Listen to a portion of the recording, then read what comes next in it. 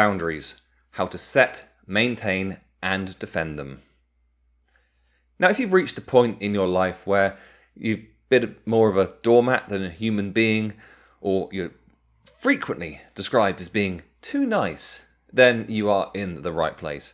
Today I'm going to be telling you all about how to set, maintain, and defend boundaries in order to improve your life and start being treated in the way that you would like to be treated. But why is setting boundaries so important?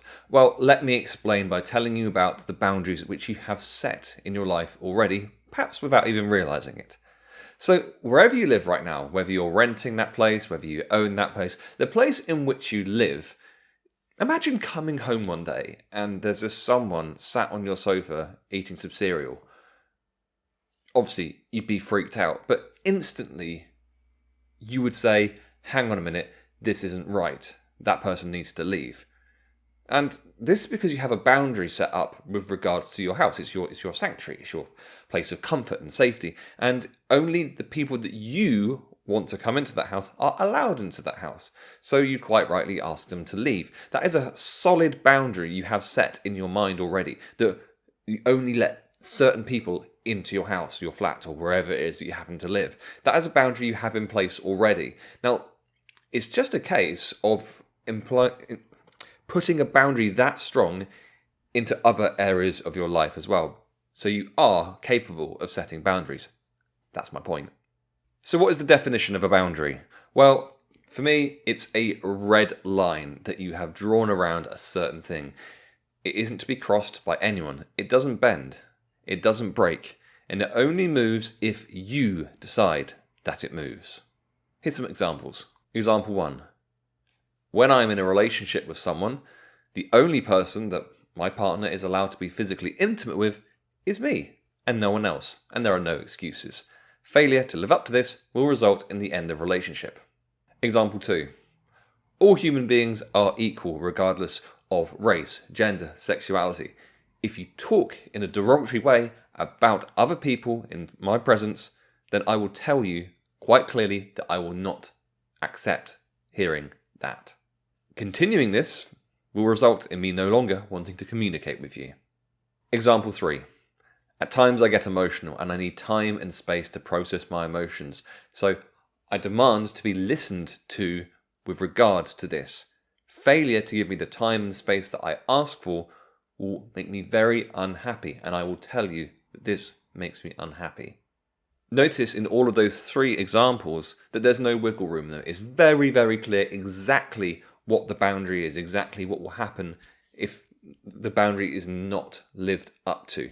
It's really, really important to have these firmly in place. But how on earth do you choose what your boundaries are going to be? Well, here is a bunch of questions that you can ask yourself, and you can actually write down the answers to these as you're listening, and this will give you exactly the boundaries that you need in life. Let's get into that. How to choose the boundaries that you set for yourself. Now, you may be listening right now knowing exactly what you want to change, exactly what area, exactly with which person, or maybe you're just feeling like you get trampled over in life and you don't know what to change. Well, there's 7 questions coming up in just a minute, and the answers to these will tell you what your boundaries should be. Now, there may be multiple answers to each question, and that is absolutely fine. Now, I would really strongly recommend that if you do want to set new boundaries in your life, that you do actually write down the answers to these questions. So let's get into question 1. Oh, and there may be a crossover. These questions do kind of overlap. So if you have the same answer in 2 different places, that's maybe just a sign that is definitely something that needs to be worked on above anything else. Question 1. Where do you feel like people take advantage of you in life? Question 2. At which times in life do people make you feel uncomfortable? Question 3. Are there things that people do to you or around you that really piss you off? Question 4. Are there times in life where you're made to feel afraid? Question 5. When in life do you feel like you're not being listened to? Question 6. Where in life do you feel disrespected? 7. Where in life do you feel let down? Now, with some of those questions, perhaps you haven't actually got an answer. That's good, and that means that you've already got some pretty solid boundaries set in place with regards to that area. Others, you may have multiple answers, and that's absolutely fine. Now, you don't have to do all of these things all at once. But perhaps if you decided you're going to make a big change in life, now's the time to make a big change, then you can. But it may be immediately obvious to you which one you need to focus on more than ever. So you have these answers to these questions. How do you actually transform those into boundaries? I'll tell you. So let's discover what your new boundaries are going to be. Now, just focus in on just one of the answers that you've written down to one of the questions below. Now, with that in mind, ask yourself, what could I do to change this in the future? Now, let me give you an example of this so you kind of fully understand what this process is. So let's say the question was, where in life do you feel disrespected? And the answer is that when you're in a group of friends, you're often the butt of their jokes. And, they're all laughing and you pretend to laugh along, but actually it really, really upsets you. Now, to set the boundary for this, you will make statements, short statements, starting with I will or I will not. Because the question you're asking yourself is, how can I change this in the future? So if you're being disrespected and the butt of people's jokes and you don't like it, this is what you might say. I will not accept being laughed at when I'm not laughing along with them. I will speak up and tell people that what they're saying is actually upsetting me. Another example. Let's say the question is, where in life do you feel disrespected? And your answer might be, because I'm a good listener. People often come to me with their problems but never ask how I am. I feel as if I have to prioritize their problems over mine. So the boundary you might set for this is, I will speak up and ask for help with my own problems. I will not let people speak to me about their problems if I do not feel I have the mental capacity to deal with it. I will continue to help people, but I will do so on my own terms. So for each answer for the questions above, I'd like you to ask yourself, what could I do to change this? And then write out your new boundary statements, starting with I will or I will not. These are your new boundaries. You will maintain them and you will defend them, but this will not be easy. In fact, it may well be difficult, and here's why. The difficulty of setting new boundaries. Let's say you're trying to drive somewhere that you've driven loads of times before and you know how to get from your house to wherever that is.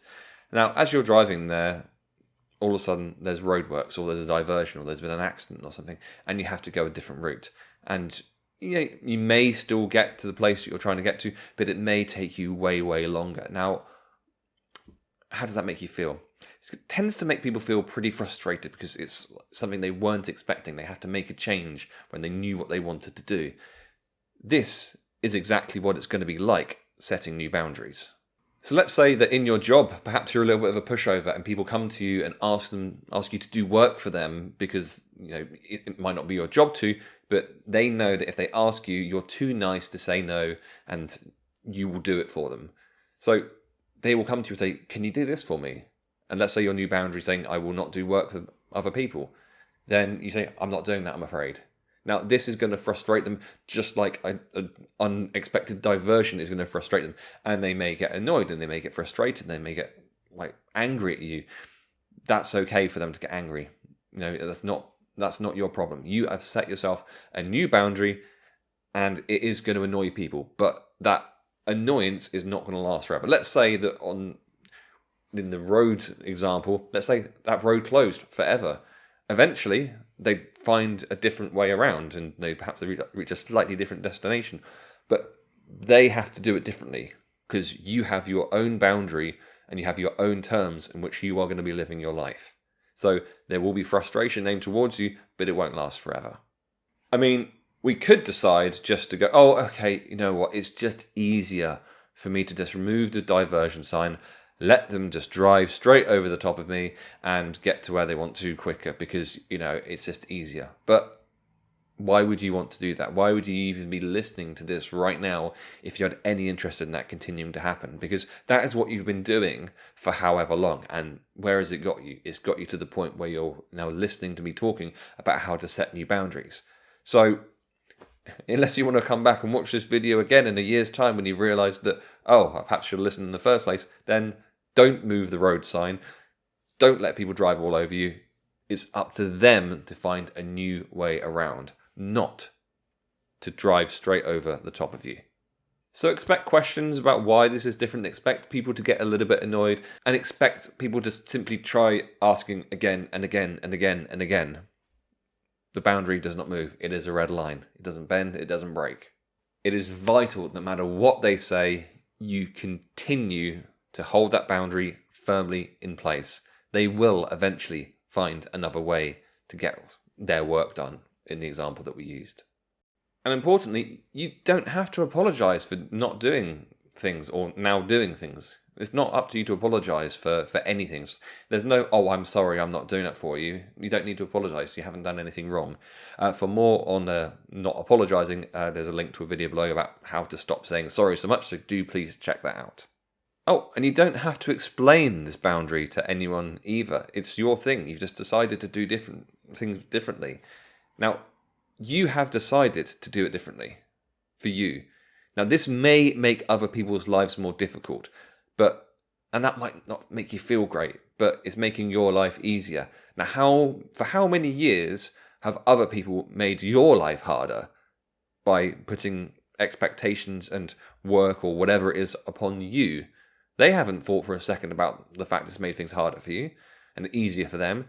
Now is your time to make your life easier and just leveling the playing field out just by setting boundaries which are going to help you have a better life. Maintaining your new boundaries. Now we have established that boundaries you set are going to make things more difficult for other people, potentially. And it is going to be hard to do. And you will probably think at some point, you know what, it's actually just easier if I just go back to how things were before. And yes, you potentially be right, but how did that make you feel? Not great. You will be suffering, short-term pain for long-term gain if you set new boundaries. But the other thing is you give yourself a bit of relief by going back to the old way, but in the long run, you're just going to make things worse and worse and worse for yourself. So it's really important to stick with it. Now, here is how to actually maintain this new boundary. This is the process you need to go through. What we're going to do actually is just work backwards from how we set the boundary. Let me explain, because it's a little bit strange. So the new boundary that we set in this particular example I'm going to do is the one about being a good listener. So the new boundary said, I will speak up and talk about my own problems. I will not let people speak about their own problems unless I have the mental capacity to do so. I will not let other people's problems be a bigger priority than mine. I will continue to help people, but on my terms. Now, this boundary was set in place because an answer to a question was, because I'm a good listener, people talk about their problems and very rarely ask about how I am. Often I feel I have to prioritize their problems over mine. So that's the answer that led to that boundary. But what was the question that led to that answer? The question was, where in life do you feel people are taking advantage of you? So working it backwards, we can see that we set that boundary because it was a place in life where people took advantage of us.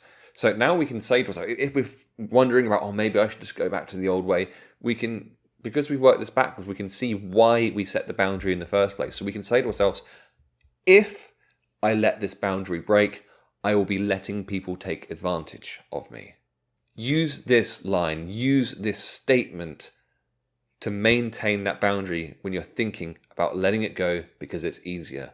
Yes, you can let it go, but in this example, if I let this boundary break, I will be letting people take advantage of me. And if that's what you want, fair enough.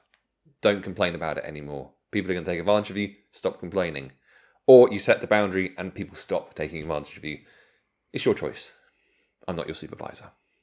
Defending the boundaries that you've set. Now, this can be one of the most difficult things, particularly if you're not the sort of person that likes standing up to people or doesn't like confrontation. But ultimately, boundaries have to be defended. Now, in terms of what you do as a defense for your boundary, there isn't a one-size-fits-all approach because some boundaries are to do with small things and some boundaries are to do with quite big things. So it's important to set a consequence of breaking a boundary which is suitable. Because With some boundaries, you are in complete control of whether they kind of bend or break, with the how you're being spoken to, etc. You can hold that in place pretty well. But in other boundaries, for example, we had the example about kind of infidelity, you haven't got any control over whether someone cheats on you or not, or something of that nature. But you do have control over what happens as a result of that boundary being broken. So let's get into what these consequences are going to be. So to finish off your boundary statements, what we're going to do is have something saying, if, inverted commas, this boundary gets broken, then. So there's going to be a consequence afterwards. Let me again give you some examples of this. Let's say people at work who are at the same level as you often talk down to you or expect you to do more work for them. So let's say that your boundary is, I will not let people speak down to me anymore at work. So if that boundary is broken, you say, if people talk down to me at work, I will tell them that they are talking to me, they are talking to an equal, and they should talk to me as such. Now, if that continues, then you might say, if this continues, then I will speak to management about the way I'm being treated by my equals. Another example, if my partner comes home late with another questionable excuse about why they have done so, I will not be gaslighted, and I will not stand for any accusations of jealousy or craziness. I will tell them that if this happens just once more, then the relationship will be over. Or maybe you're sick of anti-vaxxers and you've got an old school friend who just keeps posting stuff like that. So you could say to yourself, if this friend posts one more anti-vax post, then I will unfriend them. Because the people who are involved with this don't necessarily have to know about the boundary you've set. You can just, boom, get rid of them. They're making my life worse. They make me frustrated. They make me blah, blah, blah.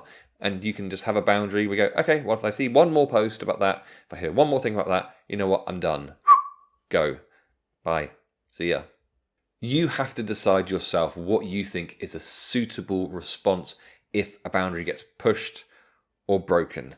It is entirely down to you. But what it needs to do is remind the person that this boundary exists and make them aware that there is a strong consequence for continuing to push, try to bend, or even try to break that boundary.